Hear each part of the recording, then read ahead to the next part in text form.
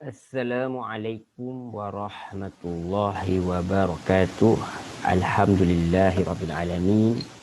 Wassalatu wassalamu ala ashrafil anbiya'i wal mursalin wa ala alihi wa sahbihi ajma'in. Amma ba'd. Alhamdulillah thumma alhamdulillah biiznillah dengan izin Allah Subhanahu wa taala kita dapat bertemu sekali lagi alhamdulillah dalam program kita. Alhamdulillah, insya-Allah usaha kita untuk mentadabbur ayat-ayat daripada Al-Quran. Suka saya ingin ulangkan berkali-kali tanpa jemu bahawa pertemuan kita ni lah bukanlah kelas tafsir Al-Quran, bukan. Jauhlah sekali saya daripada kemampuan untuk menafsirkan Al-Quran. Tetapi apa yang hendak kita lakukan, yang telah pun kita lakukan, sedang kita lakukan ialah mentadabur ayat-ayat daripada Al-Quran. Kita nak touch, kita nak sentuh-sentuh ayat ini sedikit-sedikit secara ringkas. Mudah-mudahan yang sedikit-sedikit ni pun bolehlah kita amalkan. Biarlah kita ambil sedikit-sedikit secara ringkas, tetapi kurang-kurangnya kita dapat manfaat daripada kita tak baca langsung, daripada kita tak tahu langsung apa kandungan daripada Al-Quran. Baik, sebelum kita mulakan, apa khabar tuan-tuan, puan-puan, muslimin, muslimat yang dirahmati Allah? Semoga berada dalam keadaan yang sihat sejahtera, insya-Allah. Amin ya rabbal alamin. Mudah-mudahan Allah merahmati kita semua, insya-Allah. Baik, tanpa kita melengahkan masa, kita terus kepada ayat yang seterusnya. Kita telah pun memperbincangkan kepada sampai ayat 25 daripada surah Al-Baqarah. Kita bersyukur, kita mengucapkan syukur, puji dan syukur kepada Allah Subhanahu wa taala kerana Dia telah melimpahkan kurnia-Nya untuk kita melakukan perkara ini. Sampai ke ayat 25 ini pun semua dengan izin Dia. Tanpa izin Dia kita tak mampu melakukan apa-apa pun. Hatta hendak membuka kelopak mata nak bangun daripada tidur pun itu tak mampu kita nak lakukan. Hatta mengangkat jari kelingking pun kita tak mampu melakukan.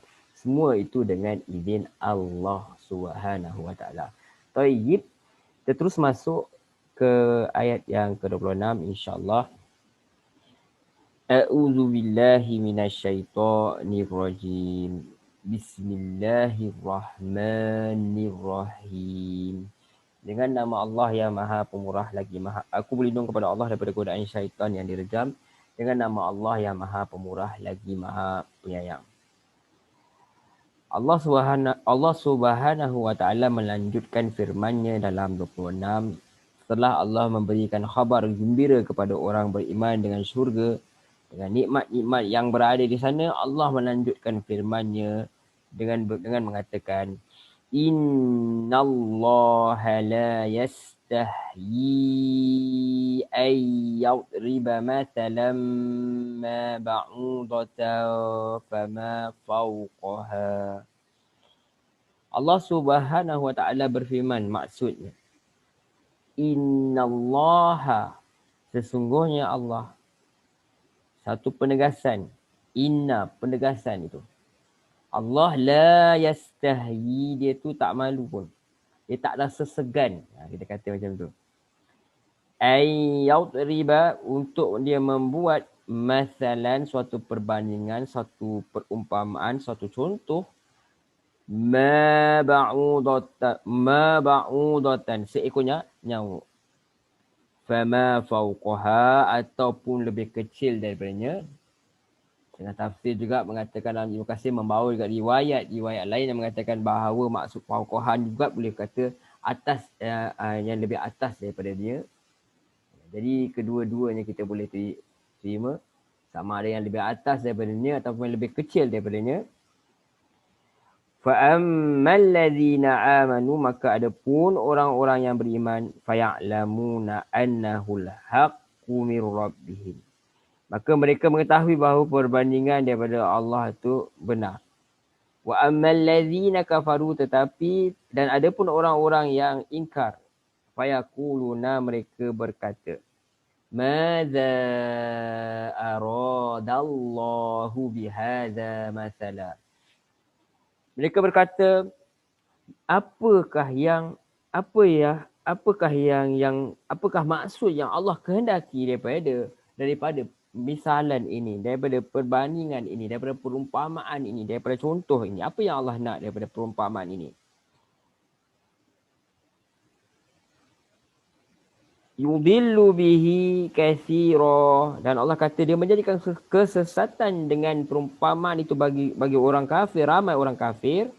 Wa yahdi bihi katsira, dan dia memberi petunjuk dengannya kepada ramai orang, yakni orang mukmin, orang beriman. Wa ma yudillu bihi illal fasiqin, dan tidaklah seseorang itu menjadi sesat dengan perumpamaan-perumpamaan itu dengannya, yakni perumpamaan itu, contoh-contoh itu, illal fasiqin, melainkan orang-orang yang fasik. Baik, kita lihat kepada Allah, kata Allah tak rasa segan pun, tak rasa malu pun untuk membuat perumpamaan walaupun dengan seekor nyamuk. Jadi kerana apa Allah tak rasa segan langsung? Sebab apa, nyamuk itu pun ciptaan dia. Dan kalau zaman kita ni pun kita ketahui, bahkan pada zaman itu pun, zaman diturunkan pun, ada penyakit yang dibawa oleh nyamuk pun. Berbahaya pun nyamuk ni, nyamuk Aedes ni, kalau di dalam zaman kita ni, nyamuk Aedes ni boleh menyebabkan kematian pun. Jadi kita katakan juga yang kecil-kecil ni juga tak semestinya tak hebat. Kalau kita lihat zaman sekarang makin kecil, orang buat microchip tu semua kecil-kecil tapi hebat. Kalau yang lagi kecil tu macam thumb drive ni kecil-kecil je kan. Kecil-kecil ni tapi boleh simpan macam-macam. Iaitu maksudnya kecil bukan maksudnya tidak hebat. Jadi Allah kata Allah tak rasa segan pun nak cipta, nak buat satu perbandingan. Walaupun dengan nyamuk ataupun sesuatu yang lebih kecil daripadanya, setengah, pasti mengatakan ataupun lebih besar daripadanya. Jadi Allah tak rasa segan langsung. Sebab apa? Kenapa Allah tak segan? Kerana Allah yang menciptakan segala-galanya. Kemampuan Allah itu meliputi segala-galanya. Atas seekor nyamuk pun sebenarnya manusia tak mampu nak cipta. Maka apa nak dihairankan kalau Allah membuat perumpamaan dengan apa yang dia ciptakan. فَأَمَّا الَّذِينَ آمَنُوا فَيَعْلَمُونَ أَنَّهُ الْحَقُّ مِنْ رَبِّهِمْ. Sikap orang Islam apa sahaja yang didatangkan oleh Allah SWT, mereka mengetahui bahawa itu adalah yang benar. Ada pun orang beriman, mereka mengetahui bahawa perumpamaan itu benar daripada Tuhan mereka. Nah, apa yang boleh hikmah yang kita nak ambil daripada sini ialah apa sahaja yang Allah kata kita beriman itu betul dan kita sudi menerimanya. Terus terima. Sami'na wa ata'na. Kami dengar, kami taat. Walaupun dia bertentangan dengan hawa nafsu kita, syahwat kita, ataupun bertentangan dengan logik akal kita. Seperti mana kita katakan sebelum ini, kita bukan berfikir dengan menggunakan logik kita, tapi kita berfikir dengan menggunakan logik Allah Subhanahu Wa Taala yang Allah sampaikan dalam Al-Quran melalui lisan para nabi dan rasul. Kalau kita ikut apa Quran dan sunnah Nabi sallallahu alaihi wasallam, yakni hadis-hadis Nabi sallallahu alaihi wasallam. Okey. Yang benar-benar sabit daripada Nabi dah. Dia sebagai hujah. Jadi kita katakan bahawa orang-orang beriman apabila Allah membicarakan perkara apa sahaja dalam Quran, termasuklah berkenaan perumpamaan yang menggunakan seekor nyamuk, walaupun nampak remeh, walaupun nampak kecil, tetapi mereka ini beriman bahawa setiap apa yang datang daripada Allah itu adalah benar. Wa ammal ladzina kafaru fayaquluna madza aradallahu bihadza masala. Dan adapun orang-orang yang kafir, ini orang-orang yang ingkar, fayaquluna, maka mereka berkata, madza aradallahu bihadza masala. Apa yang Allah nak daripada perumpamaan ini? Apa yang mereka hendak timbulkan orang kafir ini, sebenarnya mereka menimbulkan keraguan. Sama ada mereka benar-benar ragu, tetapi ataupun mereka hendak menimbulkan keraguan kepada orang lain, ataupun mereka memang ragu dan mereka hendak meragukan orang lain. Setelah diri mereka sendiri sesat, mereka hendak menyesatkan orang lain. Itu yang ada pada orang yang ingkar kepada Al-Quran. Kita lihat pada zaman kita pun ramai orang dah memang dia tak nak ikut Al-Quran dan dia menimbulkan, ada orang, minta maaf, bukan ramai, kita tak boleh kata ramai, kita tak tahu kan. Kita kata ada.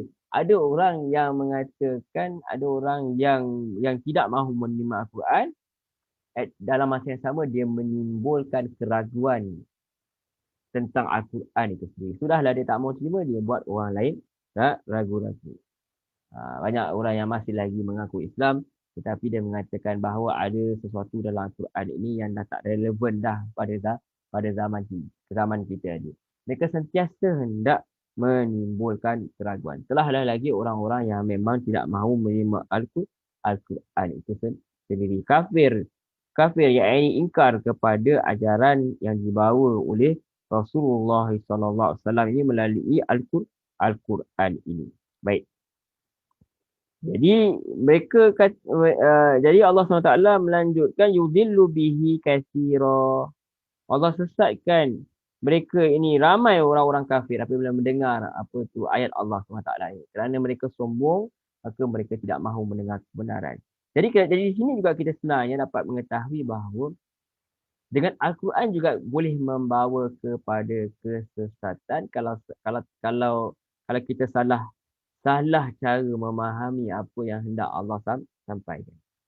Sebab tu kita bila sebelum baca Al-Quran, Allah diajar faiza qara'tal Quran fasta'i apabila kamu hendak membaca Quran, maka hendaklah kamu mengatakan a'udzubillahi minasyaitonirrajim. Apabila kamu hendak membaca Quran, hendaklah kamu memohon perlindungan kepada Allah Subhanahu wa taala. Okey.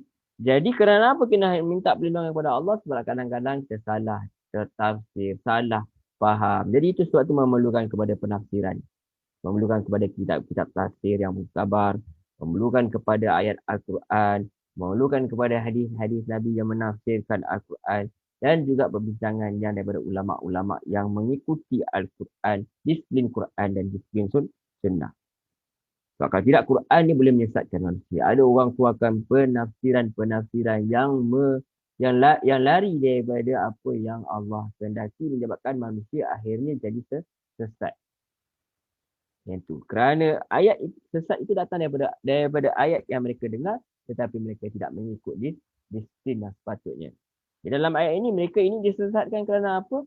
Kerana mereka sombong hendak mendengar ayat Allah SWT, maka mereka ragu-ragu dan mereka menimbulkan keraguan. Kalau mereka sendiri pun tak ragu pun sebenarnya, tapi mereka sahaja menimbulkan keraguan supaya orang jauh daripada ayat Al-Quran ini. Allah kata ramai orang yang disesatkan kerana perumpamaan ini, kerana mereka tak setuju dengan apa yang Allah bawa. Mereka rasa ini bukan Al-Quran.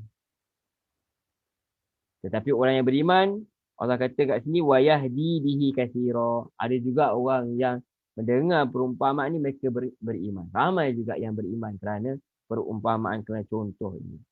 Dan Allah kata siapa golongan yang disesatkan itu? Wa ma yudillu bihi illal fasiqin. Dan tidaklah mereka itu disesatkan melainkan orang-orang yang fasik.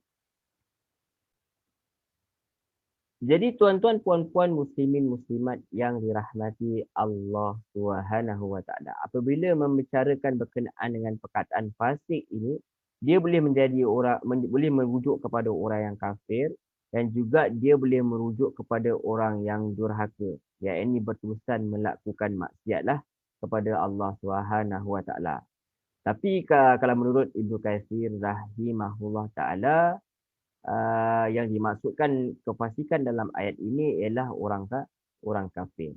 Wallahu a'lam. Kerana mereka ini berterusan melakukan maksiat dan mereka berterusan melakukan penentangan terhadap Allah Subhanahu wa taala, walaupun mereka sebenarnya dalam hati mereka sebenarnya tahu bahawa apa yang mereka dengar ini adalah satu kebenaran. Tetapi mereka saja mahu menimbulkan keraguan. Kerana apa? Kerana mereka tidak bersetuju dengan Rasulullah SAW yang membawa satu ajaran yang bertentangan dengan nenek moyang mereka. Wallahu a'lam. Kita ringkas ringkas sahaja. Terus kepada ayat 28. Minta maaf. Terus kepada ayat 27. Siapakah ciri-ciri orang fasik itu? Yang ni Allah nak jelaskan. Lanjutkan lagi. Allazina yanquduna ahdallahi min ba'di mitsaqi wa yaqta'una ma amara Allahu bihi ay yusala wa yufsiduna fil ard ulaika humul khasirun. Allah jelaskan dengan lebih lanjut siapakah orang-orang fasik itu, iaitu orang-orang yang melanggar perjanjian Allah setelah perjanjian itu diteguhkan. Dan memutuskan apa yang diperintahkan Allah untuk disambungkan dan membuat kerosakan di bumi Kata Allah lagi, ulaika humul khasirun. Jadi kita lihat dalam ayat Al-Quran ini, ayat yang sedang kita bincangkan, ayat 27, Allah mengatakan orang yang fasik ini adalah alladzina yanquduna ahdallahi min ba'di mitsaqi.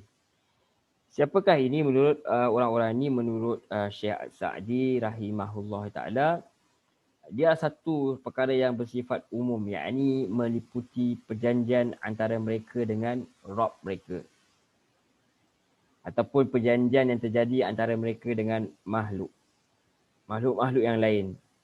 Macam perjanjian jual beli ke, semua itu. Tapi mereka tidak peduli atas segala janji-janji mereka itu.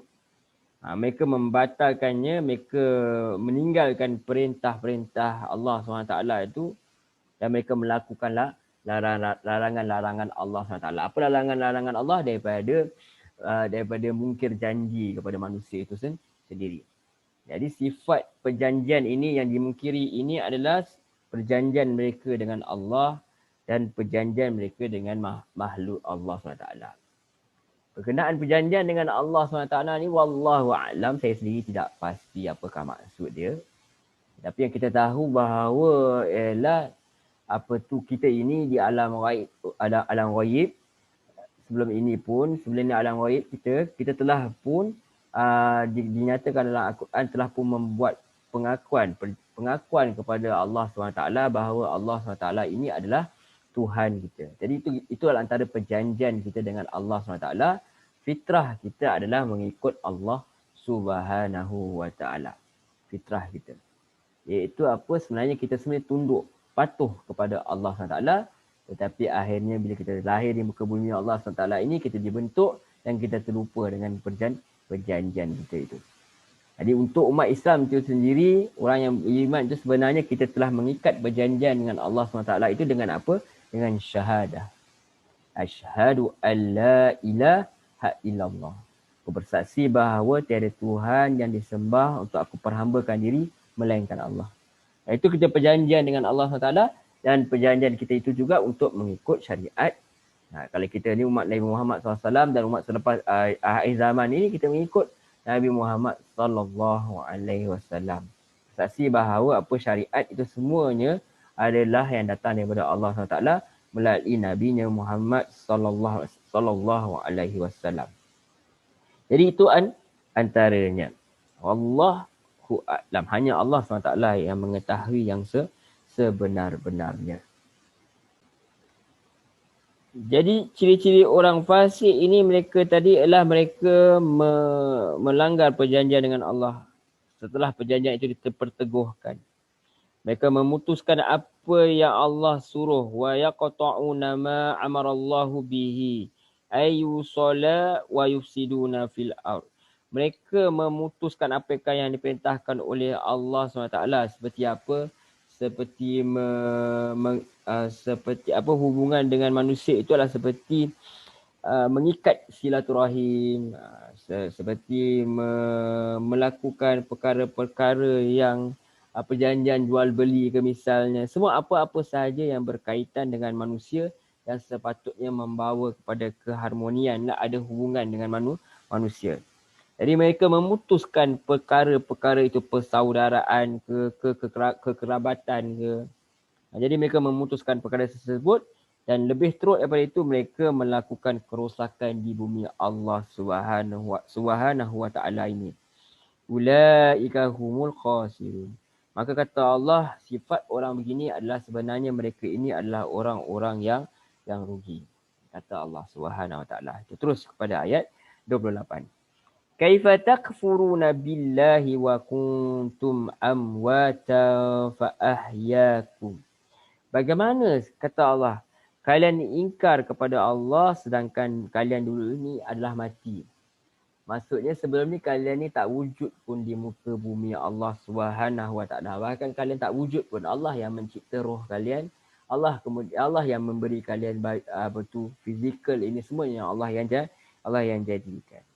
Maka macam mana kalian boleh kufur kepada Allah SWT sedangkan Allah sebenarnya yang telah menjadikan kalian. Sebelum ni kalian tidak dikenali. Kalian ni entah kat mana-mana, tak tahu di mana. Di alam, bukan di alam yang, masih lagi di alam roh. Kata begitu. Jadi belum lagi ditiupkan ke dalam badan fizikal tu. Belum lagi ditiupkan dalam rahim ibu tu. Belum lagi. Jadi kaifah, bagaimana kalian boleh ingkar sedangkan kalian ni mati je. Benda mati lah kita kata, tak ada nilai. Tapi Allah kata kemudian Allah yang, maka Allah, lalu Allah fa'ahyakum, lalu Allah hidupkan kamu, hidupkan kalian. Nantinya kalian akan summa yumitukum. Kemudian kalian akan mati.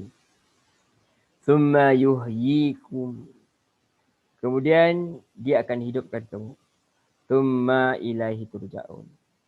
Kemudian kalian akan dikembalikan.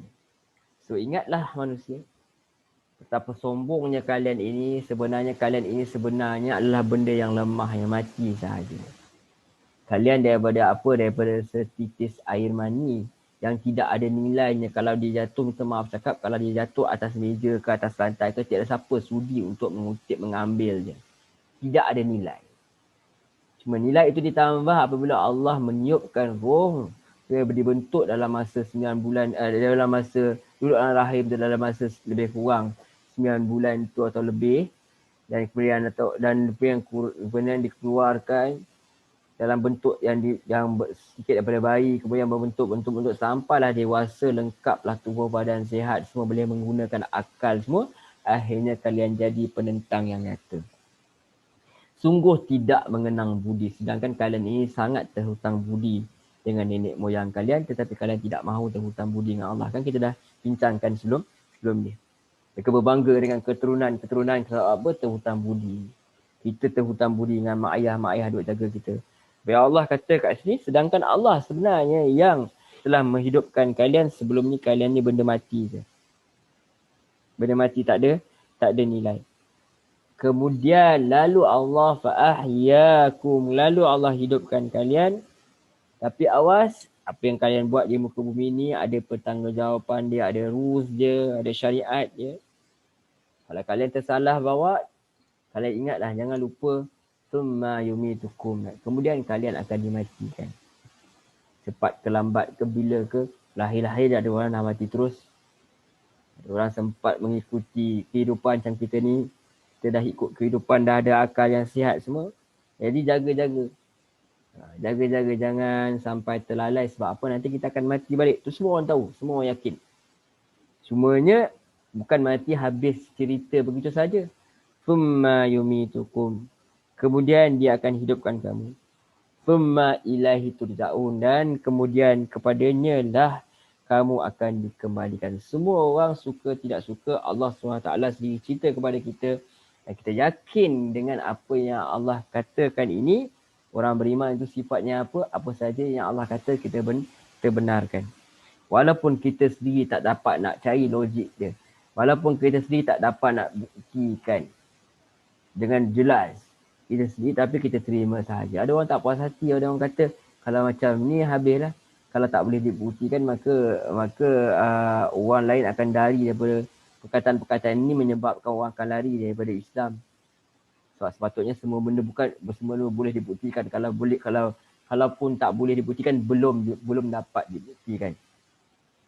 Sebenarnya pembuktian itu tuan-tuan, kalau kita membuka hati dan perasaan, sebenarnya kita boleh nampak apa sahaja yang Allah nyatakan ni benar. Cumanya tentu saja orang yang ingkar kepada Allah SWT ni bukti yang dia nak ialah bukti yang nyata lah. Kalau Allah tu dia tak nak guna logik-logik akal, dia nak tengok Allah tu bau, bagi mereka itu bukti. Kalau yang macam itulah memang tak dapat lah. Kalau nak ikut, itu yang maksudnya. Itu yang kita maksudkan. Kalau pembuktian begitu, walaupun kita tak dapat buktikan, maka buktikan macam tu, bawa Allah turun depan kita. Tengok kita, ni Allah baru nak sembah. Dan itu memang tak adalah di dunia ni. Di akhirat nanti. Tapi kalau pembuktian itu adalah dengan logik, dengan hujah, lihat kepada alam sekeliling, lihat kepada diri, lihat kepada hujah itu semua. Lihat kepada hujah sains ke misalnya, ada benda yang boleh dibuktikan dengan sains apa semua. Sebab Quran sebenarnya membuktikan sains. Dia tak apalah yang tu. Tetapi sebenarnya yang itu sebenarnya telah banyak pembukti itu kalau manusia itu ingin membuka dada dia. Tapi kalau bukti yang dinyatakan, yang dikatakan bahawa nak lihat Allah seperti mana nanti Bani Israel nak lihat Allah baru nak beriman, dan itu memang tak ada lah. Itu yang kita maksudkan. Jadi Allah sendiri kata apa tadi? Summa yumitukum. Kalian nanti akan mati. Kemudian kalian yakin, itu semua orang tahu. Summa yuhyikum. Tapi kalian akan hidup. Kalian akan hidup kembali. Summa ilaihi turja'. Dan kalian nanti akan dikembalikan. Bukan setakat hidup sahaja, hidup semula, gembira-gembira. Ada orang percaya pun. Ada hari akhirat pun. Tetapi mereka rasakan bahawa akhirat itu tidaklah ada apa-apa pertanggungjawapan, hidup sahaja lah. Gembira sahaja. Tetapi jangan ingat, jangan lupa, kamu akan kembali kepada Tuhan yang menciptakan. Kebanyakan mereka tak yakin lah. Kebanyakan mereka hanya ada orang yang memang hanya orang kafir ni hanya mati kemudian selesailah, habislah bicara. Sebab tak ada orang memilih jalan untuk membunuh diri. Sebab apa? Bagi mereka tidak ada. Setengah daripada mereka merasakan bahawa, ada di antara mereka merasakan bahawa tidak akan dikembalikan, habis cerita. Lama sekarang nak cakap ni kena hati-hati. Nanti orang kan semua nak jadi isu kan. Nanti kita kata seolah kita menuduh orang yang bunuh diri tu semuanya kerana tidak yakin akhirat. Bukan begitu. Yang kita nak masukkan adalah berkenaan konteks ayat inilah. Ada orang yang memang tak yakin pun adanya hari akhirat. Ini sedang merujuk kepada apa yang Allah nak sampaikan, iaitu orang-orang yang memang tidak mahu dan tidak percaya langsung dengan hari akhirat. Okey. Kita tak boleh banyak-banyak sangat bercakap. Banyak bercakap lagi banyak lagi silap. Ulaika humul khasirun. Minta maaf, sorry. Itu yang ayat sebelum ni. Jadi summa ilaihi turja'un. Jadi kepada Allah lah kamu akan dikembalikan. Semua akan kembali kepada Allah, sama ada orang yang beriman, orang yang tidak beriman, semua akan diadili di mahkamah Allah SWT kelak yang maha adil. Baik. Huwallazi khalaqalakum, ayat 29. Huwallazi khalaqalakum ma fil ardi jami'a. Dialah yang telah menciptakan untuk kamu apa yang ada di muka bumi ini jami'a, semuanya.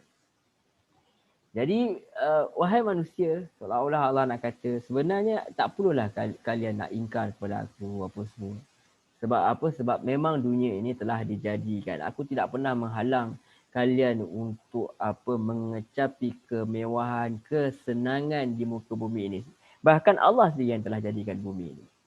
Allah telah jadikan bumi ini bagi kalian. Semuanya, baik ikannya, baik haiwan-haiwan di daratnya, ayam ke apa semua boleh makan. Yang halal-halal yang dinyatakan. Banyak yang halal. Yang haram tu sedikit sahaja. Kalau nak bandingkan dengan perkara yang halal. Semuanya, banyaknya itu untuk kalian. Yang boleh bina rumah, yang boleh bersenang lenang, yang boleh berenang dalam laut, apa sahaja boleh bergembira dengan anak-anak, isteri, semua suami. Jadi itu semua, semua ni apa yang Allah telah jadikan perasananya untuk kalian. Gunakan. Bermewah-mewahlah, tak ada masalah. Tetapi jangan lupa kalian nanti akan kembali kepada Allah SWT. Kerana Allah SWT yang telah menciptakan kalian. Wallahu a'lam. Jadi terus Allah kata selepas itu, thumma istawa ila as-samaa'i fasawwahunna sab'a samawat. Kemudian Allah kata apa dia? Kemudian dia menuju dengan kehendaknya ke arah langit. Dia menuju ke langit.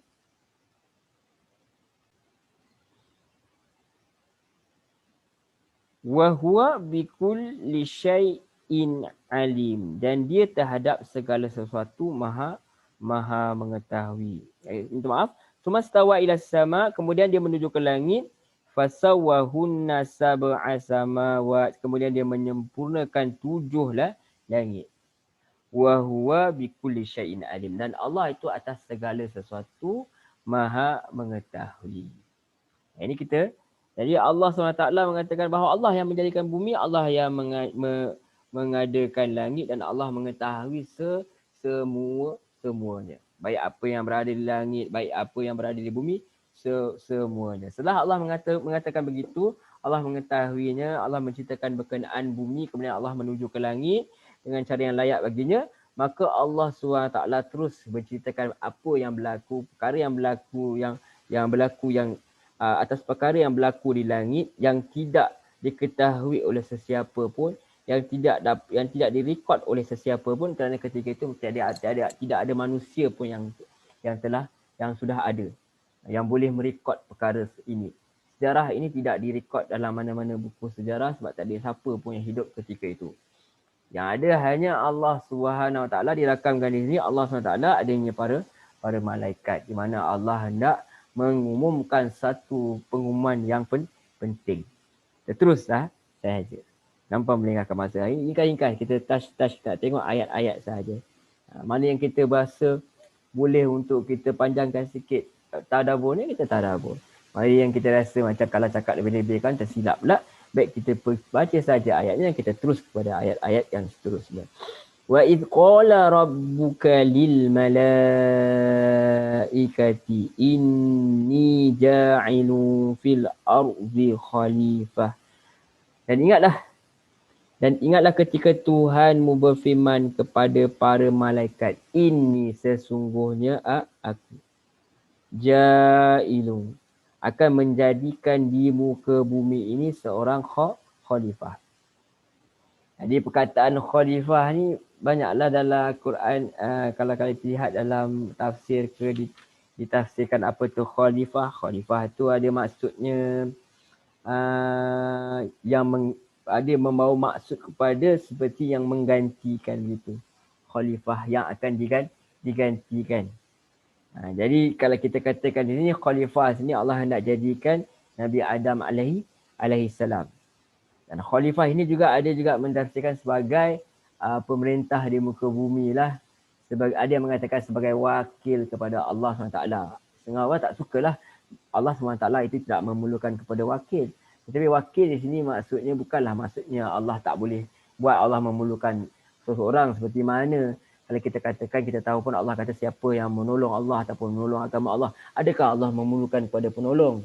Allah tak perlu pun. Tetapi di sini maksudnya apabila dia itu adalah wakil Allah, maka dia menjalankan suatu perkara itu dengan petunjuk Allah SWT. Bukan Allah tak boleh uruskan sendiri, tetapi Allah menyuruh manusia untuk memakmurkan bumi. Itu antara maksudnya lah. Wallahualam. Saya tak nak panjang banyak atas perkara ini. Cuma kita tahu Allah nak jadikan bagi muka bumi ini khalifah. Khalifah di sini dimaksudkan ialah Nabi Adam alaihi salam. Qalu, kemudian para malaikat menjawab pengumuman Allah ini. Allah bukan nak minta izin ni, Allah bukan musyarat ni, Allah nak bagi tahu pengumuman. Contoh saya kata pengumuman. Qalu ataj'alu fiha man yufsidu fiha wa yasfiku dima. Mereka berkata, adakah engkau nak menjadikan dalamnya, yakni dari bumi ini, man yufsidu fiha, apa yang orang yang akan membuat kerosakan dalamnya, wa yasfiku dima, dan akan menumpahkan darah, wa nahnu nusabbihu bihamdika wa nuqaddisu lak. Padahal kami ini para malaikat bertasbih dengan memujimu. Dan wa nuqaddisu lak, dan kami menyucikan bagimu. Jadi di sini selalu ada perbincangan macam mana malaikat tahu Macam mana malaikat tahu manusia akan melakukan pertumpahan darah? Macam mana malaikat tahu? Adakah sebelum ini dah ada makhluk seperti manusia ni? Adakah Adam sebelum Adam? Ke semua perbincangan itu? Adakah jin pernah duduk di muka bumi ini membuat kerosakan? Saya kata wallahu a'lam. Dan saya tak nak bincangkan lanjutlah perkara ini sebab dia termasuk dalam benda-benda ghaib yang kita tak tahu. Cuma kita beriman saja. Allah kata malaikat ini bertanya. Malaikat ini memberitahu, seolah-olah malaikat ni argue dengan Tuhan. Ada argument kat situ. Seolah-olah nampak macam tu. Kenapa nak buat ada satu khalifah pula? Sedangkan tak cukupkah kami ini seolah-olahnya, tak cukupkah kami ini orang yang sentiasa menyucikanmu, bertasbih, sucikan, memuji kamu dan menyucikan kamu. So apa yang hendak kamu cipta ini, jadikan ini adalah apa? Adalah akan membuat kerosakan di muka ni yang menumpahkan darah. So persoalan macam mana dia boleh tengok? Macam mana dia tahu? Wallahu a'lam. Kita tak nak bincang lanjut. Nanti bincang-bincang nanti membawa lari pula daripada apa yang Tuhan nak sampaikan. Biarlah orang yang lebih pakar dibincangkan. Jadi kita kata, Allah kata di sini nak jadikan khalifah. Dan kalau apa tu saya nak sebut nama, kena lihat betul-betul sebentar. Kalau Syekh Dr. Salah Abdul Al-Fattah Al-Khalidi, seorang tokoh Al-Quran kelahiran Palestin pada tahun 1947, alhamdulillah masih hidup, masih sihat, alhamdulillah, hafizahullah. Beliau mengatakan dalam buku beliau yang berceritakan berkenaan dengan kisah-kisah dalam Al-Quran tu, kisah yang datang Al-Quran, beliau menyatakan kisah-kisah para nabi tu, beliau menyatakan bahawa malaikat ini sebenarnya bukan hendak menentang Allah Subhanahu Wa Taala, tetapi sebenarnya mereka bertanyakan hikmah. Hikmah mengapa? Why? Dia bukan nak menentang Allah SWT sebab malaikat ni jauh sekali daripada benda-benda yang maksiat, daripada perkara yang bertentangan dengan yang hendak melakukan sesuatu untuk apa? Yang melakukan maksiat terhadap Allah SWT. Malaikat tak buat perkara tersebut. Malaikat tak buat sesuatu yang mengingkari Allah SWT. Jadi dia bukan nak ingkar kepada Allah SWT, dia bukan nak ragu-ragu kepada Allah SWT, tetapi dia nak bertanya kepada hikmah. Why Allah nak jadikan? Sedangkan mereka ini telah memuji, telah bertasbih, telah memuji dan menyucikan. Jadi malaikat menggunakan logik mereka. Itu kita katakan. Jadi logik yang kita nak gunakan ialah malaikat ketika ini. Jadi logik yang hendak kita gunakan bukan logik kita nak kena gunakan ialah logik Allah SWT. So apa logik di sini? Allah kata qala inni, jawab Allah. Maka Allah berfirman, inni, sesungguhnya aku, a'lamu ma la ta'lamun, tahu apa yang kalian tidak tahu. Itu dia key dia. Tadi Allah kata huwallazi khalaqalakum ma fil ardi jami'a thumma istawa ila sama fasawahunna sab'a samawat wa huwa bikulli syai'in alim. Dan Allah atas setiap segala sesuatu tu maha mengetahui. Ini poin dia. Jadi ini kita kena ingat kat sini bahawa poin dia Allah tu maha alim. Allah tu maha mengetahui. Dan poin kedua Allah kata kat sini Allah lebih mengetahui daripada kalian. Jadi kalau kita rasa apa yang dalam Quran ni macam tak berapa tepat lah, tak relevan apa, kita kena kembali balik kepada keimanan kita bahawa Allah lebih mengetahui daripada kita. Apa saja undang-undang dia, syariat dia mesti lebih terbaik daripada apa yang kita fikirkan. Yang itu pegangan kita. Jadi di sini Allah kata, ya betul, manusia ini seolah-olah nak kata Allah tahu kan? Allah tahu memang manusia ni akan melakukan kerosakan. Allah tahu mereka ni akan menumpahkan darah. Allah tahu perkara tersebut. Allah tahu dah ada pun makhluk yang namanya malaikat ni bertasbih. Malaikat ni sentiasa bertasbih, memuji dan menyucikan. Ini juga jawapan sebenarnya kepada orang yang kata kenapa Allah tak jadikan kita ni,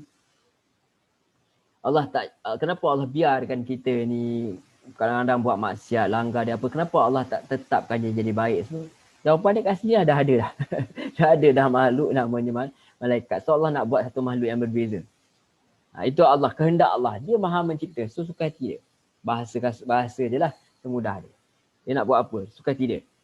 Jadi Allah kata kat malaikat, Allah jawab, Allah kata sesungguhnya aku mengetahui apa yang tidak engkau ketahui. Jadi kita berhenti dulu setakat ini.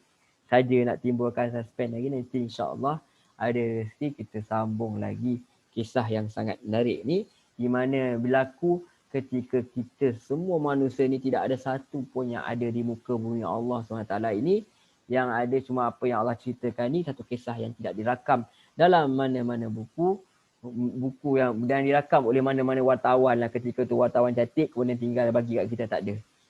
Sebab apa? Semuanya adalah suatu perkara yang pada perkara yang ghaib lah, pada perkara yang gaib yang kita tak nampak. Ghaib. Jadi perkara ini kita tak nampak, maka Allah SWT cerita kepada kita dan kita beriman kepadanya. Dan juga menarik juga sini, Allah tak guna perkataan Allah nak jadikan manusia, tapi Allah kata nak jadikan khalifah.